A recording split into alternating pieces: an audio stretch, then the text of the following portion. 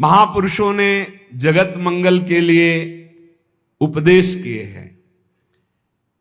ये जो पीछे आपने सुना होगा यम नियम धारण करना चाहिए, अगर यम नियम धारण करता है तो उसमें बड़ी दिव्यता आती है। यम नियम आसन प्राणायाम प्रत्याहार धारणा ध्यान समाधि यो अष्टांगानी, योग के ये 8 अंग हैं, 8 अंग हैं। यम नियम आसन प्राणायाम प्रत्याहार धारणा ध्यान और समाधि, ये अष्टांग योग कहलाता है। पर यम नियम हर उपासक के जीवन में होना चाहिए, चाहे जिस मार्ग का हो। ये यम नियम सब संप्रदाय सब उपासकों के जीवन में होते हैं। क्या यम? ये 5 होते हैं।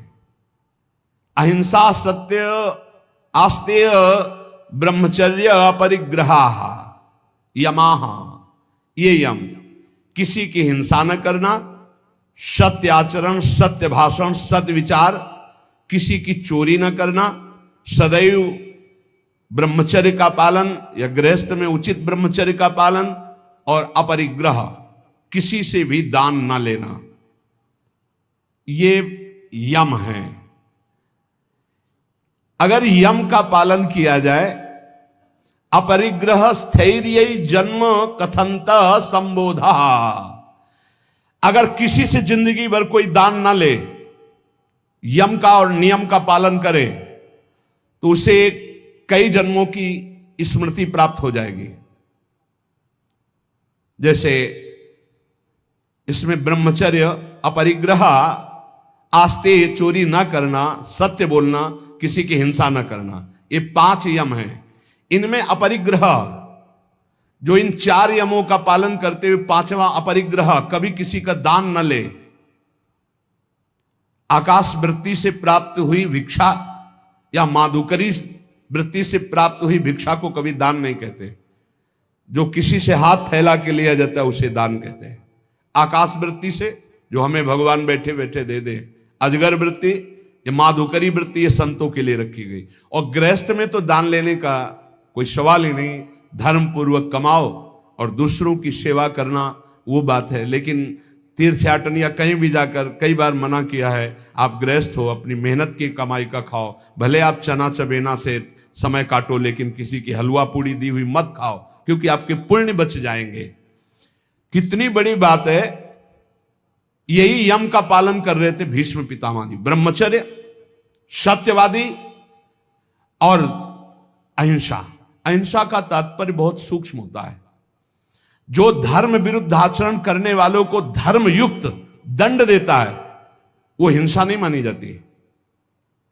अहिंसा का मतलब यही नहीं कि केवल अधर्मी पुरुष है, पापाचरण कर रहा है, आपका राजकीय पद में अधिकार है कि उसको दंडित किया जाए, और आप उसे कि मैं तो अहिंसा व्रती छोड़ दिया, अब हिंसा हो गई, क्योंकि वो हजारों को अधर्म करके दुख देगा, वो तुम्हें पाप लगेगा। तुम अधिकार प्राप्त हो राजकीय विधान से, उसको दंडित करो, उसको शासन में लो। अधिक पापी है तो उसको न्याय के द्वारा ऐसे कब्जे में रखा जाए जिससे वो अपराध ना कर पावे। तो कहीं कहीं हिंसा भी अहिंसा हो जाती है, हिंसा भी अहिंसा हो जाती है। जैसे हम पीछे सुनाया था, वो लकड़ी हरी उजाले का, पूरे 4 को मारा तो पूरा गांव बच गया, तो वो अहिंसा हो गई, वो पुण्य हो गया।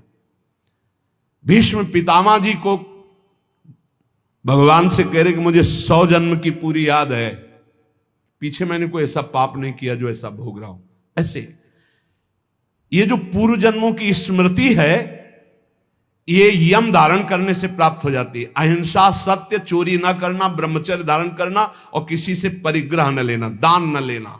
दान लेने से बहुत हानि होती है, बहुत हानि होती है। दान लेने में खुशी नहीं होना चाहिए कि हमें कोई बहुत महंगा स्वेटर दे रहा है, बढ़िया घड़ी दे रहा है, खूब रुपया दे रहा है, ये बहुत घाटे का है। नाशवान वस्तुओं से अविनाशी भजन का हिस्सा बटा देना, ये कोई बुद्धिमत्ता नहीं है। सहज में काम चलाओ और खूब भजन करके जगत मंगल करो, भजन करके भगवत प्राप्ति करो। देखो कितनी बढ़िया बात कह रहे हैं। अपरिग्रह स्थैर्य जन्म कंथता संबोधा, अनेक जन्मों की वो याद बैठे बैठे कर सकता है। पूर्व जन्म में मैं कौन था या पूर्व जन्म में आप कौन थे। जो किसी का कभी दान नहीं लिया और अखंड ब्रह्मचर्य से रहता है, सत्य बोलता है, चोरी नहीं करता, किसी की हिंसा नहीं करता, जो ब्रह्मचर्य से रहता है, ब्रह्मचर्य प्रतिष्ठायाम वीर लाभः, ब्रह्मचारी जैसा कोई बलवान नहीं होता, शारीरिक बल कोई बल नहीं कहा जाता, ब्रह्मचर्य में सामर्थ होती संकल्प बल की, जाओ ऐसा फिर वैसे ही होगा। अध्यात्म बल बहुत बढ़ जाता है ब्रह्मचारी का, आत्मबल बहुत बढ़ जाता है। कहीं भी वो भयभीत होना, कहीं भी शंका कर लेना, कहीं भी पराजित हो जाना उसके स्वभाव में नहीं होता। जो ब्रह्मचारी होता स्वभाव में नहीं होता।